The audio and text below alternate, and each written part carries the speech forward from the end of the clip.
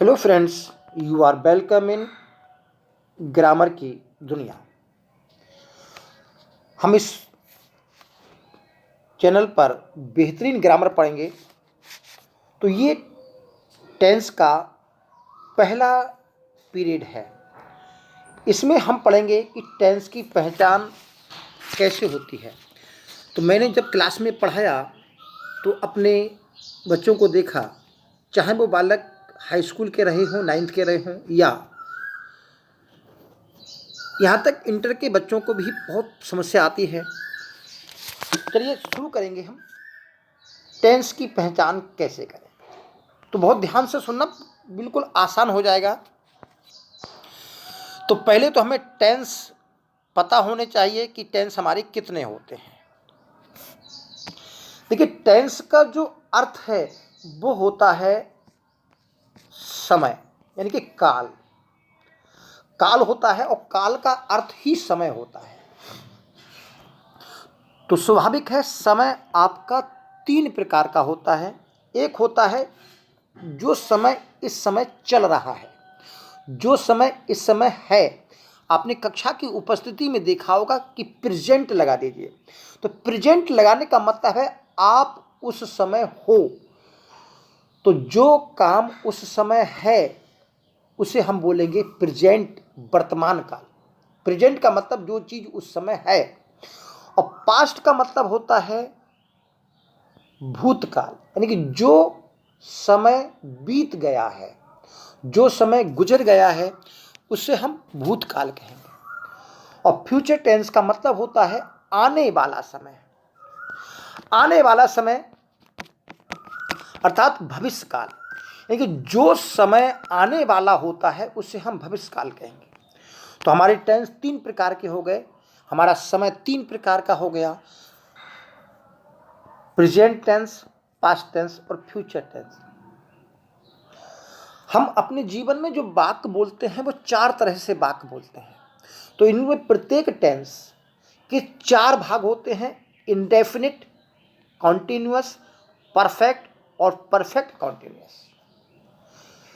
तो आपको इन शब्दों का अर्थ भी आना चाहिए, तब हम आसानी से पता लगा लेंगे कि हमारा जो दिया गया सेंटेंस है वो किस टेंस का वाक्य है।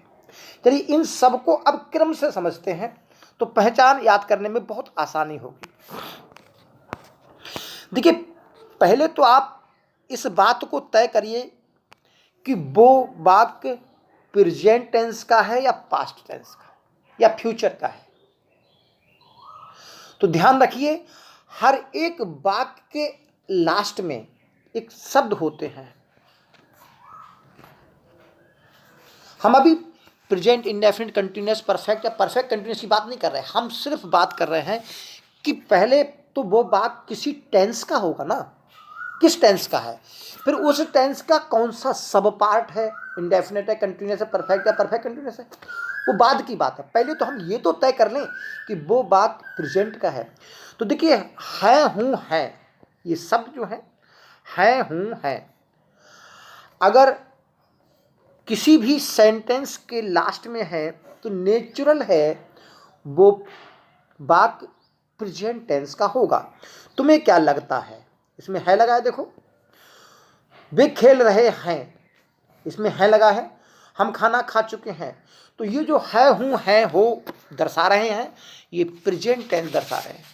अभी हमने इंडेफिनिट कंटिन्यूअस की बात नहीं की, अभी आप सिर्फ प्रेजेंट को समझिए।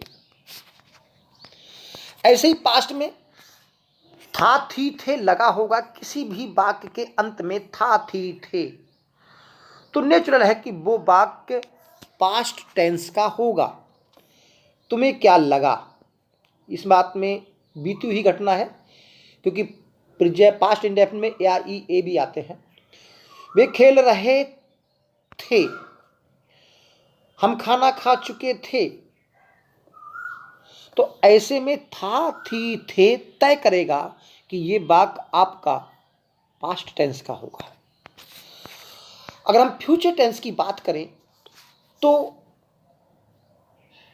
गा, गी, गे शब्दों से ही पहचान हो जाएगी कि ये वाक्य आपका फ्यूचर टेंस का है। अभी हम इसकी बात ही नहीं कर रहे कि फ्यूचर का इंडेफिनिट है कंटिन्यूस है, वो भी करेंगे। तो पहले ये तय कर लीजिए कि बाग किस टेंस का है, उसके बाद में तय करिए कि इनमें इंडेफिनिट तो नहीं है, इसमें कहीं कंटिन्यूस तो नहीं है। चलिए, जैसे भाई खाना खाएंगे, गे लगा है। खेल रहे होंगे, गे लगा है। अतिथि खाना खा चुके होंगे, गे लगा है। तो जो लास्ट का शब्द है उसे देखिए, गे गे गे, वह खाना खाएगी, गी। तो ये जो शब्द है ये पहचान है फ्यूचर टेंस की। अब हम इनके जो 4 पार्ट हैं, जैसे कि इंडेफिनिट, कंटिन्यूअस, परफेक्ट और परफेक्ट कंटिन्यूअस, इन शब्दों को समझते हैं। तो देखिए, इंडेफिनिट शब्द का अर्थ ही होता है अनिश्चित। इस शब्द का अर्थ अनिश्चित होता है। तो नेचुरल है कि जिन वाक्यों में काम का अनिश्चित होना पाया जाएगा, यानी काम हो रहा है, होगा, नहीं होगा, इस बात का पता नहीं है, बस ऐसा हुआ, ऐसा होता है, ऐसा होगा, ये बस अनुमान लगाते हैं। जैसे तुम क्या करते हो, तो इस सेंटेंस में तुम क्या करते हो ये पूछा गया है, लेकिन ये नहीं पता तुम क्या करोगे, क्या नहीं, क्या होगा, होता है, हो रहा है, ऐसा नहीं पता लग रहा है। बस तुम क्या करते हो इतना पता है, यानी काम हो रहा है, होगा, हुआ था, ये अनिश्चित है। बस एक काम का होता है ये पाया जाता है। तो ये अनिश्चित भाग इंडेफिनिट के होते हैं।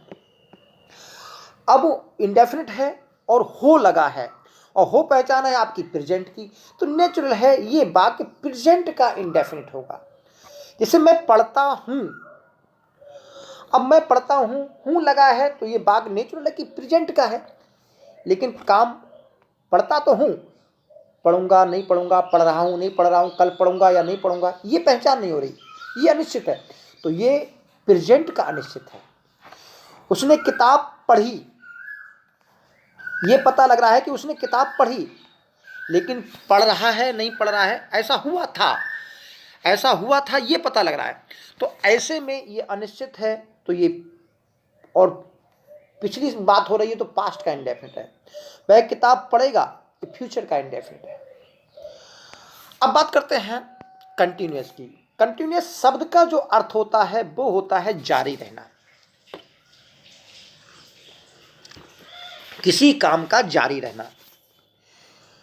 तो आप इस शब्द का अर्थ सिर्फ यही देखिए कि कंटिन्यूअस शब्द का अर्थ याद कर लीजिए, काम का जारी रहना।